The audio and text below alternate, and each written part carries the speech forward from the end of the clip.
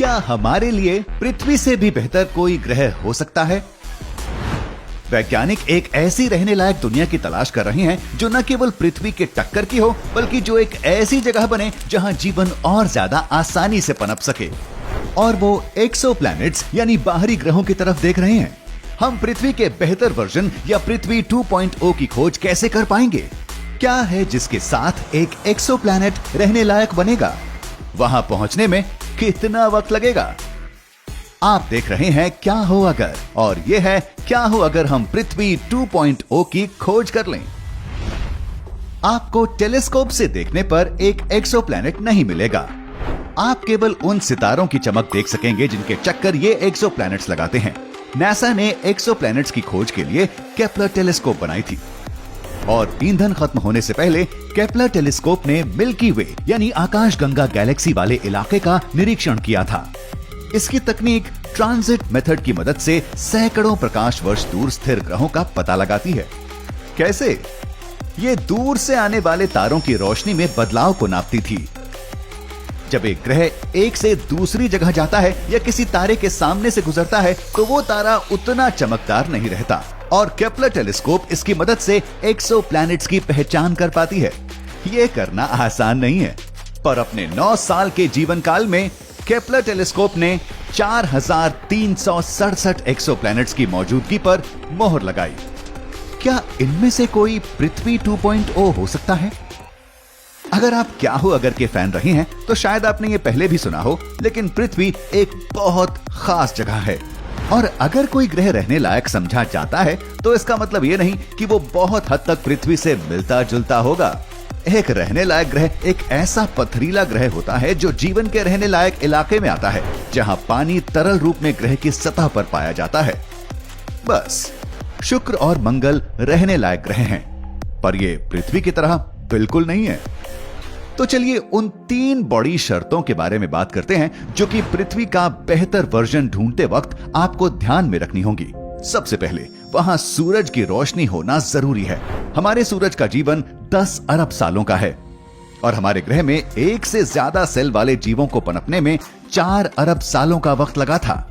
पर के type dwarf यानी बौने तारों का जीवन लगभग 70 अरब सालों का होता है। यानी अगर हमें एक के टाइप तारे के चक्कर काटता हुआ एक्सोप्लैनेट मिल जाता है तो जीवन को इस पर विकसित होने का और रहने का ज्यादा वक्त मिल सकेगा। दूसरी बड़ी शर्त है तापमान। एक बहुत गर्म या बहुत ठंडे ग्रह पर उस तरह का जीवन नहीं पनप सकता जिसकी हमें जरूरत है।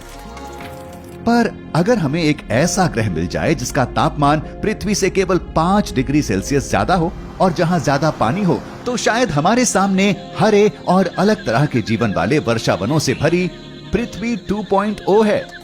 तीसरी बड़ी शर्त है उस ग्रह का आकार। गुरुत्वाकर्षण एक ग्रह के वातावरण को बनाए रखता है, और एक ग्रह के आकार और उसके गुरुत्वाकर्षण के बीच सीधा रिश्ता होता है। तो अगर हमें एक ऐसा ग्रह मिले जो पृथ्वी से केवल 1.5 गुना बड़ा हो, तो ये अपनी अंदरूनी गर्मी को बनाए रखने के साथ साथ इसके वातावरण को भी लंबे वक्त तक संभाल सकता है। पर बड़ा हमेशा बेहतर नहीं होता।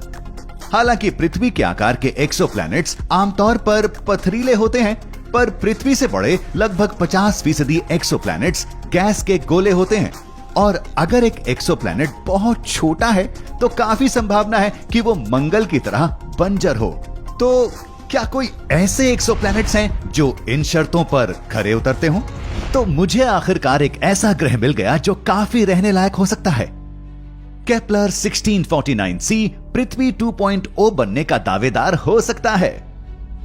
ये 300 प्रकाश वर्ष की दूरी पर है और ये एक रेड ड्वार्फ स्टार के चक्कर लगाता है। इसे सूरज की रोशनी मिलती है, पर पृथ्वी के मुकाबले केवल 75%। तो ये काफी ज्यादा ठंडा भी हो सकता है, और केपलर 1649c पर कोई मौसम नहीं होंगे। एक चक्कर को पूरा करने में इसे केवल 19.5 दिन लगते हैं, तो हमें इसकी आदत डालनी होगी। ओह, और हाँ, ये टाइडली लॉक्ड हो सकता है, यानी ग्रह का एक हिस्सा हमेशा सूरज के सामने होगा और दूसरा हिस्सा अंतरिक्ष के सामने। साथ ही एक रेड ड्वार्फ स्टार का चक्कर काटते ग्रह पर रहना खतरनाक हो सकता है।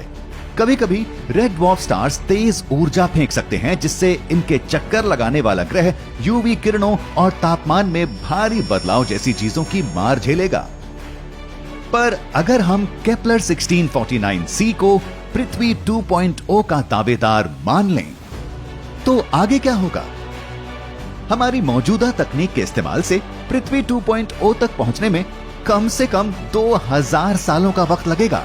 और क्योंकि यह ग्रह इतनी दूर है, हम केवल इसके आकार, इसके तारे से इसकी दूरी और इसके वातावरण की बनावट के बारे में जानते हैं।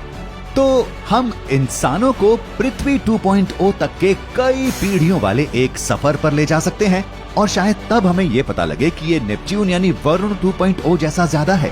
हाँ, ऐसी कोई संभावना नहीं है कि हम एक गैस के गोले पर जिंदा रह सकें। हमें इंसानों को किसी संभावित पृथ्वी 2.0 पर भेजने के पहले और ज्यादा जानकारी इकट्ठी करनी होगी। तो इस वक्त नासा एक ऐसे जांच उपकरण पर काम कर रहा है जो प्रकाश की गति के 5वें हिस्से की रफ्तार से चल सके। ये बहुत हद तक एक्सोप्लैनेट्स की हमारी जानकारी पर निर्भर होगा, और हमें खुद को केवल एक्सोप्लैनेट्स की खोज तक सीमित नहीं रखना चाहिए। एक चांद अपने तारे से सीधी सौर ऊर्जा लेता है, और जिस ग्रह के वो चक्कर लगाता है वो सौर ऊर्जा को इसकी ओर रिफ्लेक्ट करता है। तो शायद इंसानी जीवन के लिए एक चांद किसी एक्सोप्लैनेट के मुकाबले बेहतर साबित हो। हमारे सौर मंडल में पृथ्वी से सबसे ज्यादा मिलता जुलता ग्रह है टाइटन, यानी शनि का सबसे बड़ा चांद। तो अगर हम हजारों सालों के सफर से बचना चाहते हैं, तो शायद टाइटन हमारे लिए एक अच्छा घर साबित हो सकता है। टाइटन पर जीवन बिताना कैसा रहेगा? वैसे वहां मौसम बहुत लंबे वक्त तक बदलने नहीं वाले, लेकिन इस पर चर्चा के लिए बने रहें हमारे साथ और देखें क्या हो अगर का दूसरा वीडियो।